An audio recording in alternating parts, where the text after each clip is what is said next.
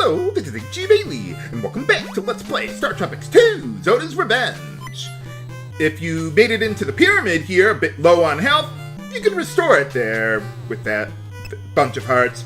And last time, we got the Psychic Shockwave. It has about the same, well, yeah, exactly the same range as the dagger does, and it is a little weaker on damage, but it has a higher rate of fire there to compensate for that. Not to mention, you need the Psychic Shockwave to get past the barrier here. Haha! So now we can proceed. And let's see, in this dungeon, I generally prefer the dagger over the Psychic Shockwave because of the extra damage you get out of it. But there's going to be situations where you have to use the Psychic Shockwave, like some enemies are going to be immune to one weapon type or the other there. Yeah, you want to watch out for the beetles in the previous room. They'll charge right at you once they see you.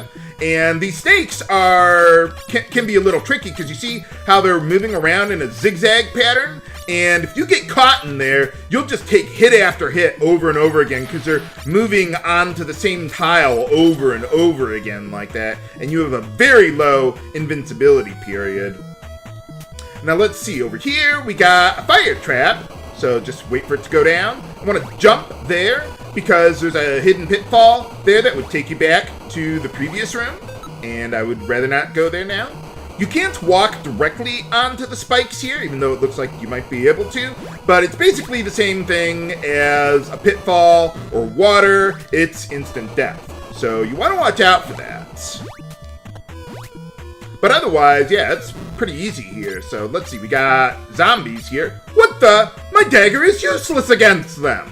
Well, here's where you're going to need to use the Psychic Shockwave. You have to do that in order to defeat them. Now, it's not as simple as, throughout the game that is, it's not as simple as, like, one enemy's immune to one type and another isn't, or whatever. There's going to be different situations where enemies will react differently to different weapon types. Not just you can hit them or you can't, but like some of them will go into Pissy Boss mode if you use one weapon type against them or another. So there's going to be different variations of why you use one or the other there. Yeah, those little mummies can be annoying sometimes.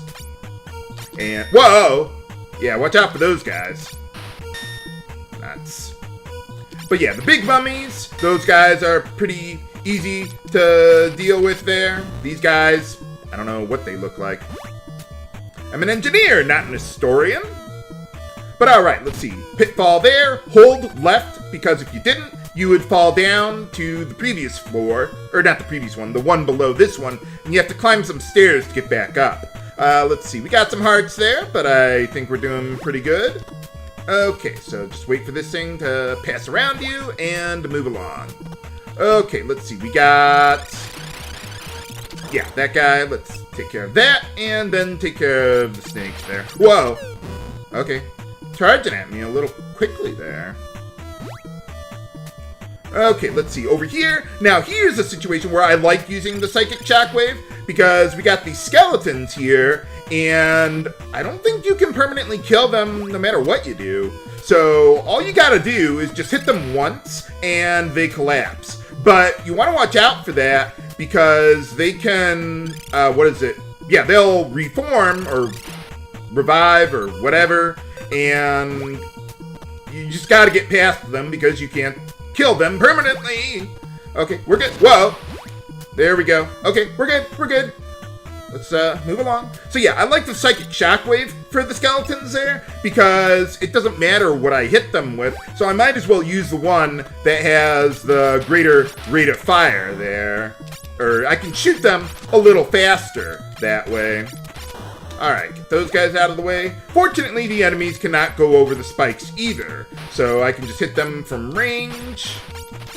And we got a sign there. Just like the first game, I think you can get +1, +2, or -1 life, if I recall correctly. Although in all my years of playing the games, I don't think I've ever seen like -1 life, or at least not to my recollection or anything. Certainly not in any of my recent practice. Whoa. Careful. Whoa.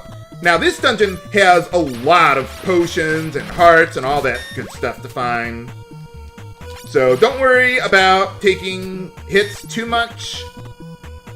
It's not anything that you can't recover from or anything.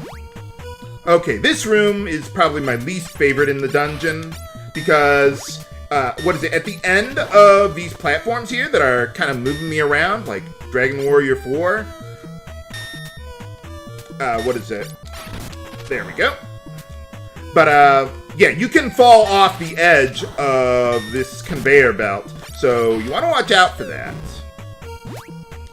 But, okay, we made it. Alright, so what do we got now? So, yeah, you want to hit these guys diagonally, because otherwise, yeah, they'll charge right at you like that. So, let's see. Sometimes I might want them to do that, but, well, not right now. Okay, yeah, let's grab that and keep on going. Okay, we got... Whoa! Let's take care of the little mummies first. The zombies, at least I'm assuming they're zombies.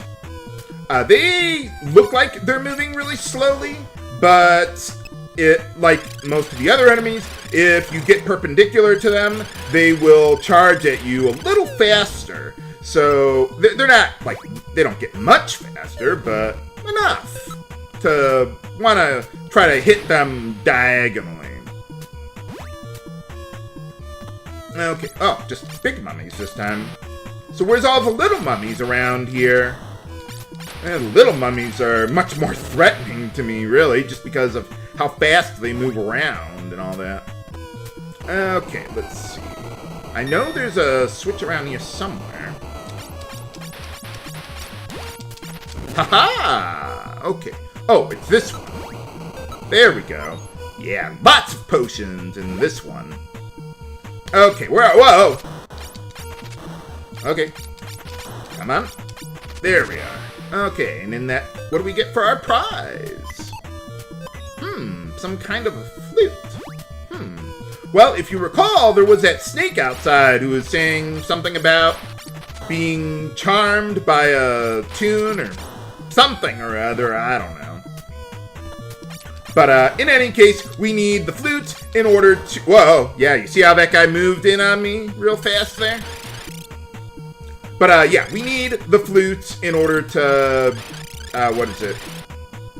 Progress with the dungeon. That's why I'm going through these rooms again, because, well, you have to. Okay, let's get our dagger ready to go. And then in this room, you see we got that little snake pattern on the floor. Haha! Yeah. So it kind of reminds me of using the rod in some dungeons in the first game to reveal ghosts. But in this case, it brings out some snakes, and we need to kill all of them. What would you call a guy whose profession it is to get rid of snakes or something? Like, let's say you had an infestation in your house or something. I don't know. I mean, who would you call for that? Pest control? I don't think you'd call Orkin Man. Or, well, whoever deals with things like that. Whoa! Ow. Okay, let's get that guy. Yeah, you see these guys they try to lull you into a false sense of security by how slowly they move. But, no, don't fall for that. I don't know if you can walk off the edge of these things, but I don't want to find out. So I'm just gonna leave that alone there. I don't think I have to kill these guys, but since I got a good angle on them, I went ahead and did it anyway. But, okay, I think we're good there. And where are we? Ah, okay, yeah, I think, yeah, we are at the end. Hooray! And we got more conveyor belts here for boss time against the Pharaoh or whatever this guy is. So basically, I like standing right here at the start of the fight. Oh. Well, that was easy. Flawless victory. But yeah, I like standing like right about here because you saw how the guy swooped down on me and then shot those lasers out of its mouth there. It only does that from the middle there. So by standing to the side of it, just like the boss of level 3 in Contra, you can hit it off center there, so that way you can get in your hits, but the boss can't, and it's over. Hooray! Well, let's see if we can find that Tetrad around here. Yeah, always use your potions before exiting, or what is it? Before exiting a dungeon, because you don't carry them from one to the next, unfortunately. Not to mention, the game would probably want to refill all my health very, very slowly whenever it would decide to do that. Yeah, you see how much slower that is compared to using a potion and all that? So, yeah, just a good idea to get it out of the way there. But what time and place will the book send me to next? Find out next time on Let's Play StarTropics II, Zoda's Revenge. This is HE Bailey, signing off. Have a good day!